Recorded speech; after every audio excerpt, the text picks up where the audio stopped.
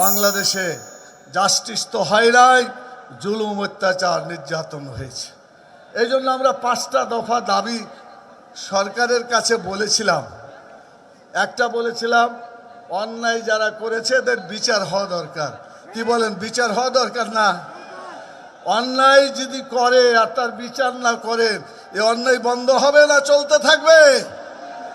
অতএব অন্যায়কে আমরা চলতে দেব না, অতএব বিচার করতে হবে অপরাধীদের।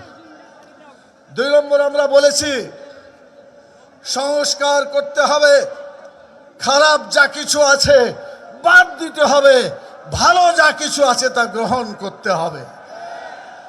আমরা বলেছি, অতীতে চোর ডাকাত যেভাবে চুরি করে ডাকাতি করে ভোটের বাক্সগুলোকে সেভাবে চুরি করেছে, ডাকাতি করেছে। কথা ঠিক কিনা বলেন? 2014তে কি হয়েছে? বিনা ভোটে নির্বাচন হয়েছে। 2018তে কি হয়েছে? দিনের ভোট রাতে হয়ে গেছে। আর 2024-এ কি হয়েছে বলে? ওরা কেউ ভোট তো দিতেও যায় নাই, আর ভোটে দাঁড়াইতেও চায় নাই। সাংবাদিকরা এখানে আছেন, ওনারা রিপোর্ট করেছেন যে ভোট কেন্দ্রে যে দেখলাম মানুষ তো নাই, কুত্তা কয়েকজন শুয়ে আছে, কয়েকটা শুয়ে আছে। এই কুত্তা শুয়ে থাকার নির্বাচন বাংলাদেশে আমরা চলতে দিতে চাই না। গণভোটের মাধ্যমে ভোটের চরিত্র পাল্টাতে হবে। কথা ঠিক কিনা বলেন? আচ্ছা, গণভোট হলে ক্ষতিটা কি? গণভোট মানে জনগণ ভোট দিবে।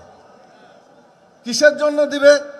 রাজনৈতিক দলগুলা একমত হইতে পারছে না, তো ঝগড়া যখন তারা মিটাইতে না পারে, একটা নিয়ম আছে, অতীতও হয়েছে, যে তোমরা বাদ দাও রাজনৈতিক দল, আমাদের হাতে ছেড়ে দাও গণভোট, আমরা ঠিক করে দেব কোনটা ঠিক।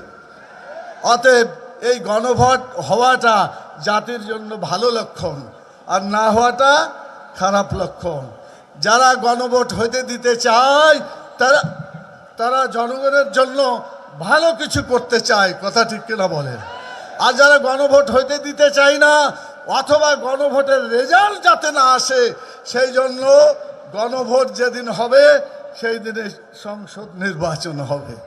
আচ্ছা বলেন তো, গণভোট ঠিক করবে সংসদ নির্বাচনকে, কিন্তু একই দিনে যদি গণভোট হয়, তাহলে গণভোটের এই রায় সংসদ নির্বাচনকে কোনো ভালো কিছু করতে পারবে? এত সোজা কথা কেন তারা বুঝে না? আমি সত্যিকার আমিও বুঝি না। তো আপনারা বলেন, আগামীতে গণভোট যখনই হোক, যেভাবেই হোক, আমরা আগে চাই। তাহলে গণভোটের পক্ষে আপনারা হ্যাঁ বলবেন। কি বলবেন? মানে হ্যাঁ জয়যুক্ত হয়েছে। বলেন, হ্যাঁ জয়যুক্ত হয়েছে, হ্যাঁ জয়যুক্ত হয়েছে, হ্যাঁ জয়যুক্ত হয়েছে। খালি মুখে বললেন, হাত তুলে দেখান, দেখেন গণভোট হ্যাঁ জয়যুক্ত হয়েছে, হ্যাঁ জয়যুক্ত হয়েছে।